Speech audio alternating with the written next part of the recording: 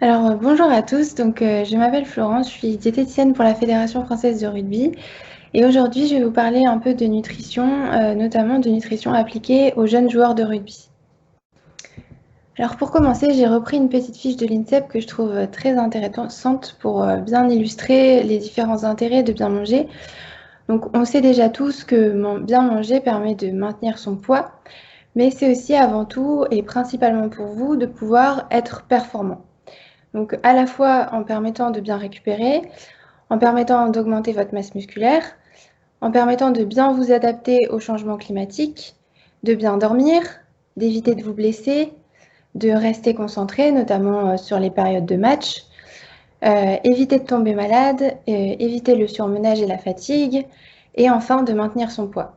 Donc voilà, avoir une alimentation équilibrée, c'est avant tout permettre à son organisme d'être performant.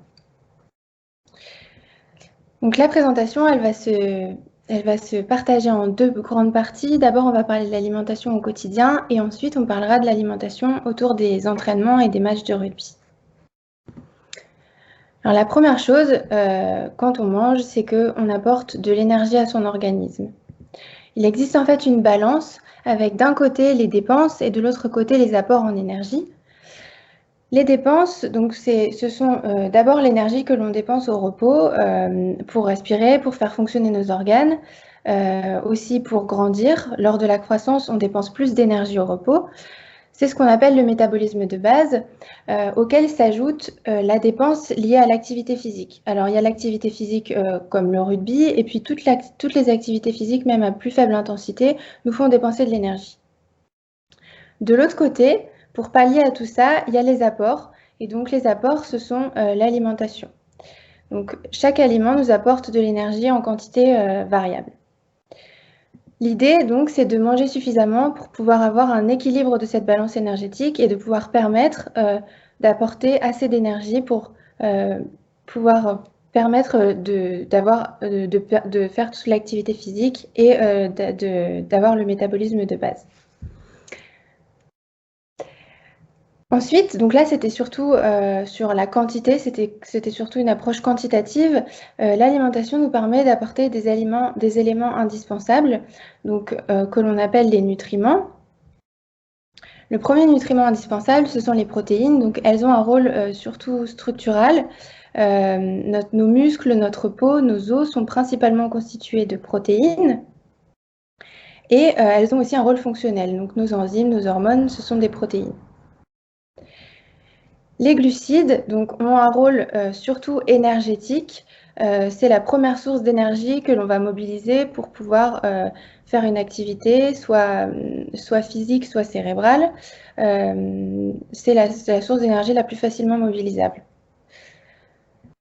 On a ensuite les lipides, donc ce sont les graisses.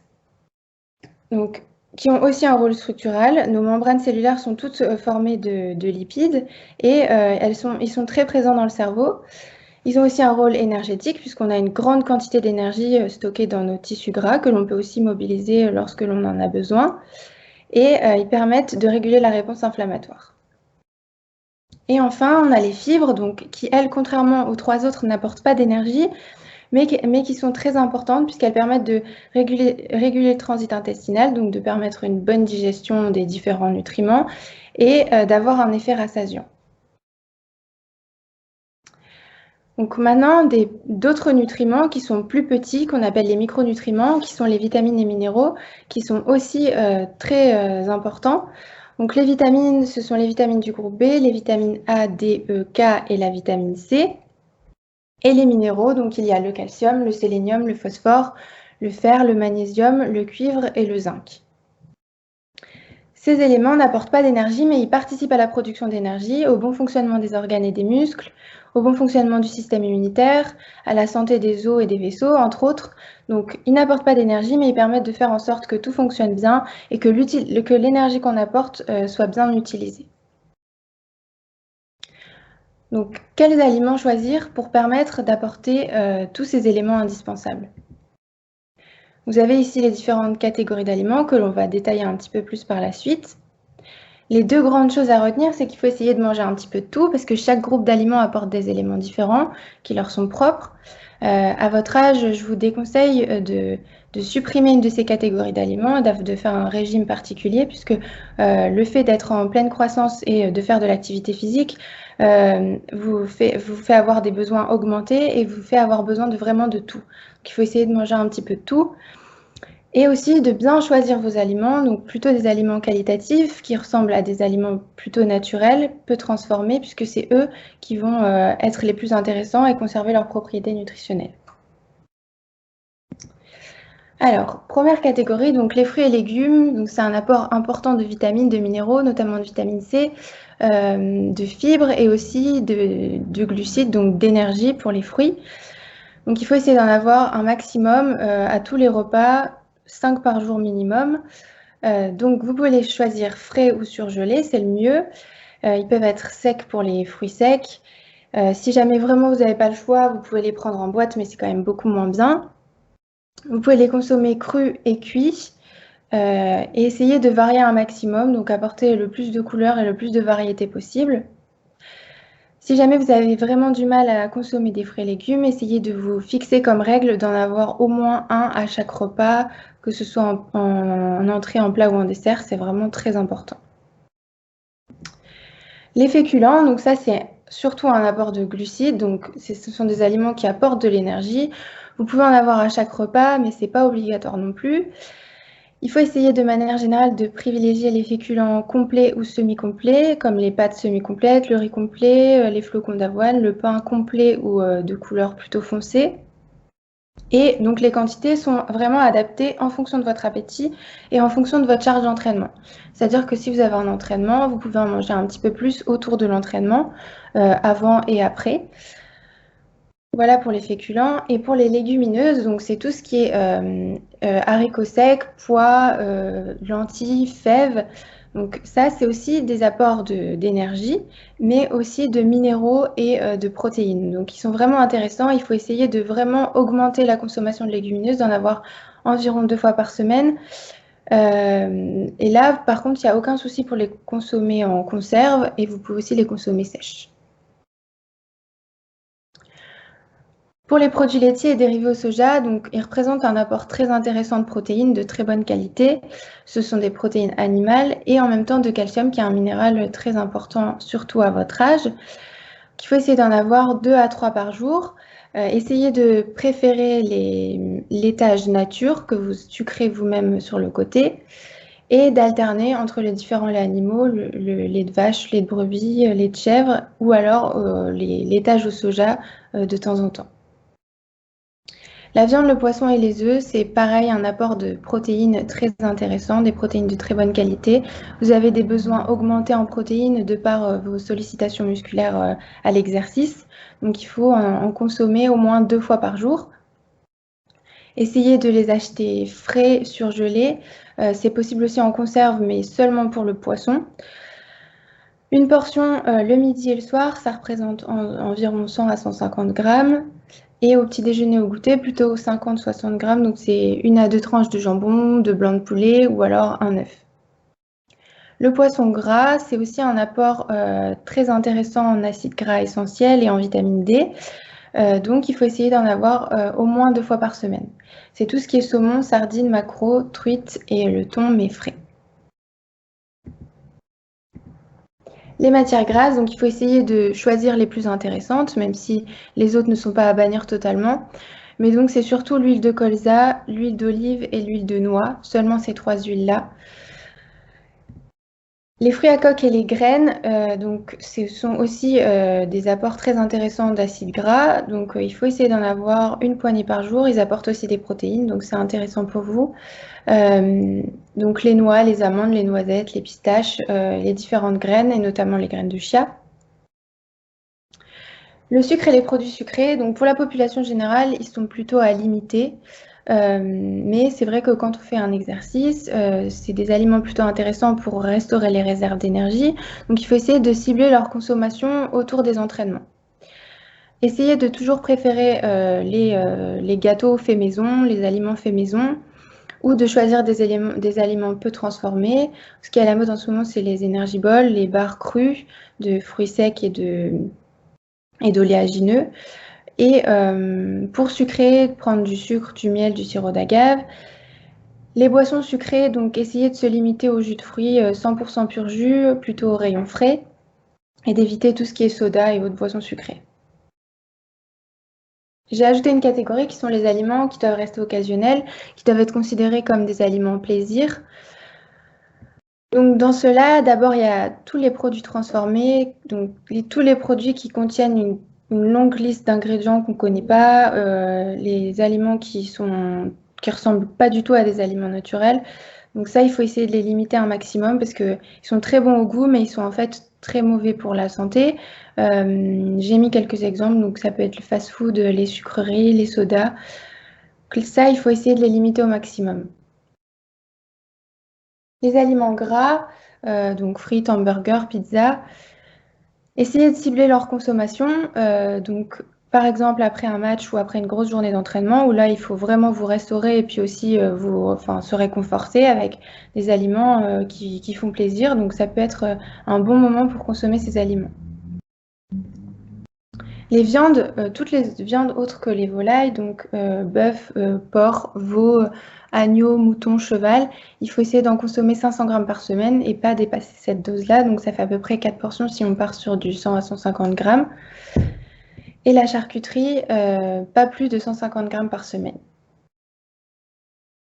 Voilà pour les différentes catégories d'aliments. Donc maintenant, pour répartir ces aliments dans la journée, donc le petit déjeuner et le goûter, il faut déjà prendre comme base d'avoir toujours une source de protéines. Même si vous avez tendance à sauter le petit déjeuner, essayez de quand même avoir toujours une source de protéines, notamment si vous vous entraînez dans la journée. Donc des protéines, donc, comme on l'a dit avant, soit de la viande, soit du poisson, soit des œufs, des produits laitiers, ça peut être aussi des fruits à coque. Et ensuite, d'ajouter, en fonction de ce que vous allez faire dans la journée, de votre appétit, des aliments sucrés. Donc les fruits en priorité, c'est le plus intéressant. Et vous pouvez ajouter un produit céréalier ou un produit sucré. Pour le repas du midi et le repas du soir, donc avoir toujours des légumes crus et ou cuits. Une source de protéines, viande, poisson, ça peut être parfois du soja. Avoir des graisses intéressantes. C'est un peu déstructuré, mais c'est tous les éléments qu'il faut retrouver dans votre repas. Un produit laitier et ou des fruits en dessert. Et des aliments qui apportent de l'énergie en fonction de ce que vous faites. Donc les féculents sur le plat principal et des produits sucrés en dessert si vous le souhaitez. Concernant l'hydratation, donc, ce qu'il faut, c'est essayer de boire tout au long de la journée de façon régulière, notamment le matin au petit déjeuner, puisque vous n'avez pas bu pendant toute la nuit. Donc, il faut se réhydrater le matin. Donc, essayez d'avoir au minimum 2 verres par repas, au petit déjeuner, au repas du midi, au repas du soir. Une petite bouteille d'eau dans la matinée, une petite bouteille d'eau dans l'après-midi. Et à chaque entraînement, avoir au minimum une petite bouteille d'eau. Un bon indicateur de votre état d'hydratation, donc c'est la couleur de vos urines. Donc vous pouvez contrôler à partir de ça. Si elles sont plutôt claires, c'est que vous êtes correctement hydraté. Si elles sont foncées, c'est que vous n'avez pas bu assez, qu'il faut boire plus. Essayez de privilégier les eaux minérales, puisque les minéraux permettent de mieux retenir l'eau dans l'organisme, surtout autour des entraînements et des matchs, donc avant, pendant et après. Et si vous êtes déshydraté, ça peut être aussi intéressant de prendre des eaux comme ça. Voilà pour l'alimentation au quotidien. Maintenant, on va parler de l'alimentation autour du rugby, notamment d'abord autour de l'entraînement. Alors, avant l'entraînement, en fonction de l'heure à laquelle se joue votre entraînement, il peut y avoir un repas principal, le repas du midi. Donc là, il faut essayer de le faire au minimum 3 heures avant l'entraînement. Avoir au moins un peu de féculents, là c'est primordial. Une source de protéines, comme d'habitude. Des légumes que vous digérez bien, ça peut être plutôt des légumes cuits cette fois-là, en fonction de ce que vous digérez bien ou pas. Et enfin, des fruits et ou un dessert sucré, mais pas gras. Donc ça peut être tarte aux fruits, cake, riz au lait, sorbet, compote. Si vous avez tendance à prendre facilement du poids, restez plutôt sur les fruits et les féculents au plat principal. Si vous entraînez dans la matinée ou en fin d'après-midi, donc ça va plutôt être un petit déjeuner, une collation avant l'entraînement. Donc là, il faut essayer de le faire au minimum 2 heures avant l'entraînement. Et c'est comme pour avant, donc avoir toujours une source de protéines et des aliments qui apportent de l'énergie. Si vous avez un petit creux, c'est facultatif, mais si vous avez un petit creux, vous vous retrouvez à l'entraînement et vous avez une petite faim, vous pouvez faire une petite collation vraiment proche de l'entraînement. Essayez au moins moins d'une heure avant le début de l'entraînement, avec des aliments sucrés, puisque des aliments protéinés ne vont pas avoir le temps d'être digérés. Donc des aliments sucrés qui vont pouvoir vous apporter de l'énergie pour l'entraînement. Donc ça peut être des fruits secs, encore une fois des Energy Balls, des biscuits secs, du pain si vous y arrivez, ou alors une banane. Pendant l'entraînement, donc en fonction du type d'entraînement, si l'entraînement est peu intense ou dure moins d'une heure, ou si c'est un entraînement de muscu ou de renforcement musculaire, de l'eau fera l'affaire. Il faut essayer de boire de façon régulière, donc toutes les 15-20 minutes, environ un tiers d'une bouteille de 500 ml. Donc si les contraintes vous le permettent, mais c'est ce qui est le plus recommandé. Si l'entraînement est plus intense ou qu'il dure plus d'une heure, si c'est un enchaînement de muscu et de terrain ou de renforcement musculaire et de terrain, ou si vous vous entraînez sans avoir pris de petit déjeuner, là, vous pouvez apporter un peu de sucre rapide, donc soit par le biais d'une boisson sucrée, soit par des pâtes de fruits. Donc là, je vous ai mis une petite recette de boisson sucrée que vous pouvez faire vous-même au jus de raisin qui marche très bien avec les joueurs en général. Donc il suffit juste de mettre de l'eau, du jus de raisin et un peu de sel. Et sinon, ça peut être des pâtes de fruits. Donc il faut essayer toujours d'alterner l'aliment sucré ou la boisson sucrée avec de l'eau et essayer de boire de manière régulière comme pour l'eau seulement. Après l'entraînement, donc encore une fois en fonction de l'heure de l'entraînement, soit vous allez prendre une petite collation, essayez de la prendre le plus rapidement possible après l'entraînement puisque c'est la période la plus propice à la récupération. Avoir une source de protéines, protéines de bonne qualité, donc plutôt des protéines animales, donc produits laitiers, viande, poisson, œufs, et des aliments qui apportent de l'énergie. Donc là, c'est là que vous pouvez consommer des aliments sucrés pour restaurer vos réserves d'énergie. Si vous mangez dans l'heure qui suit, vous pouvez attendre l'heure du repas, avoir toujours une source de protéines, des fruits et légumes. Là, vous pouvez en consommer davantage, contrairement à avant l'entraînement. Il faut y aller, c'est des aliments qui sont protecteurs et réparateurs. Avoir au moins un peu de féculents et un produit laitier en dessert qui va permettre d'apporter des protéines plutôt lentes, donc permettre la récupération musculaire sur le long terme. Pour le match, donc avant le match, dès la veille du match, il est conseillé d'augmenter donc les aliments qui apportent de l'énergie, avoir au minimum un peu de féculents à chaque repas, des desserts sucrés pas gras ou alors des fruits. Si vous avez tendance à prendre facilement du poids, encore une fois, plutôt des féculents et des fruits. Mais c'est pas un moment où vous devez faire attention, en fait, c'est un moment où vous devez vous préparer pour le match. Donc essayez de manger quand même des aliments qui apportent de l'énergie. Éviter les aliments qui peuvent occasionner des gènes. Alors ça, c'est très individuel. Ça peut être vraiment différent en fonction des personnes. Les légumineuses et les choux sont assez riches en fibres qui fermentent, donc on peut plutôt les limiter. Les féculents complets, ça dépend des gens. Les aliments gras et le lactose, pareil, ça dépend vraiment des gens. Mais le lactose, c'est surtout dans le lait et dans les desserts lactés un peu transformés. Il y a beaucoup de lactose. Sans oublier à côté de consommer des crudités, de la viande, du poisson, des œufs, des sources de protéines, des légumes cuits et des produits laitiers. Pendant le match, alors là, pendant le match, il y a des moments où vous êtes dans le vestiaire, des moments où vous êtes sur le terrain. Donc là, j'ai représenté par deux petits logos. Ce qu'il faut, c'est essayer de consommer des aliments sucrés, en petite quantité régulièrement. Donc, les moments où vous êtes dans le vestiaire, où vous êtes assis, où vous ne faites pas d'activité, essayez plutôt de consommer des aliments solides, donc ils vont plutôt avoir une libération lente en sucre. Donc, ça peut être fruits secs, les Energy Balls, toujours avec de l'eau. Donc, en petite quantité régulièrement, ça peut être un tiers de banane, 2-3 Energy Balls, quelques fruits secs. Quand vous êtes sur le terrain, là, vous pouvez prendre des sucres avec une libération plus rapide. Donc, ça peut être la boisson d'effort ou la pâte de fruits avec de l'eau. Donc ça, c'est vraiment des aliments qu'il faut réserver pour quand vous êtes en activité. Donc soit quand vous êtes sur le terrain, soit quand vous allez retourner sur le terrain, quand c'est la fin de la mi-temps, que vous allez vous remettre en activité. C'est pas inné chez tout le monde de consommer des aliments pendant l'effort, donc il faut s'y habituer, d'où l'intérêt de commencer à prendre des aliments sucrés à l'entraînement et de ne pas le faire uniquement au match. Après le match, donc il faut essayer de manger rapidement après le match, puisque la première demi-heure et les premières heures qui suivent le match sont très importantes pour la récupération. Donc déjà, pour réparer les dommages musculaires, essayez d'avoir des sources de protéines assez régulièrement dans la soirée qui suit le match.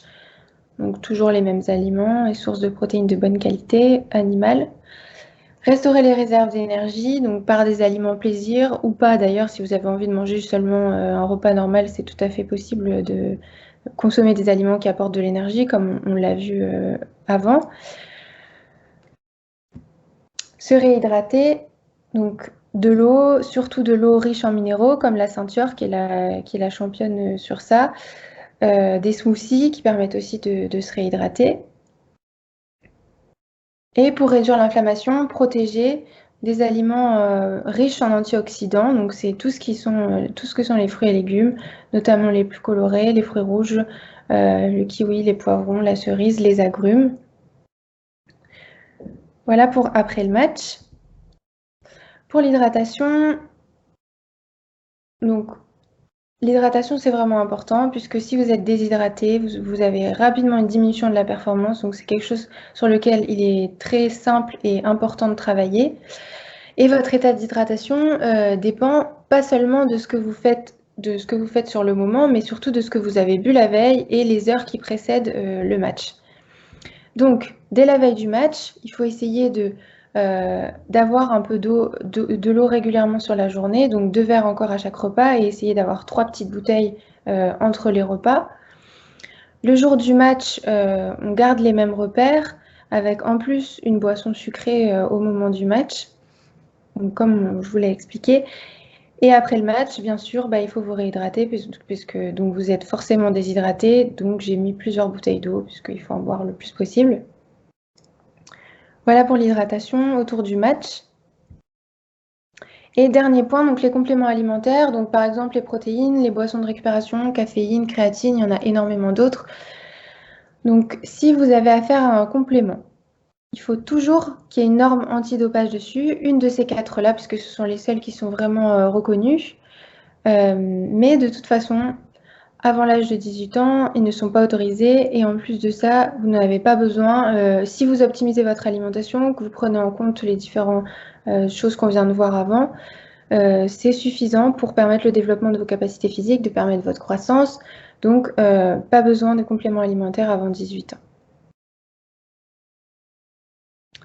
Voilà, je vous remercie de votre attention et j'ai laissé mes coordonnées. Si vous avez des questions, vous pouvez toujours m'envoyer un mail.